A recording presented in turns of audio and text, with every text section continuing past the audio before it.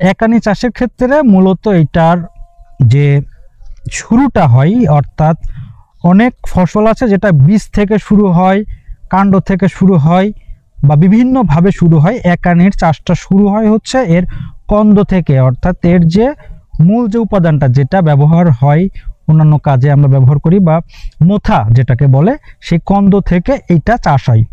একানি চাষের ক্ষেত্রে সবথেকে বড় দুইটা সমস্যা হচ্ছে মাটিবাহিত একটা সমস্যা, একটা বীজবাহিত সমস্যা।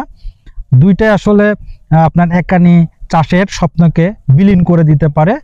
তো আপনাকে একানি চাষ করতে গেলে মাথায় রাখতে হবে আপনি যে বীজটা বা যে কন্দরটা সংগ্রহ করতেছেন সেইটা পূর্বের মাতৃজমি থেকে কন্দন পচা রোগ দ্বারা আক্রান্ত কিনা।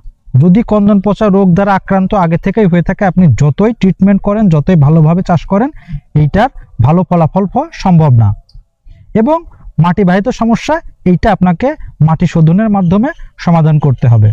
এবং এর যে বিভিন্ন শিডিউল স্প্রে বা বিভিন্ন ছত্রাকনাশক আছে, সেটা আপনি পর্যায়ক্রমে ব্যবহার করবেন। সেটার বিষয়ে আমরা আস্তে আস্তে তথ্য তুলে ধরবো ইনশাল্লাহ।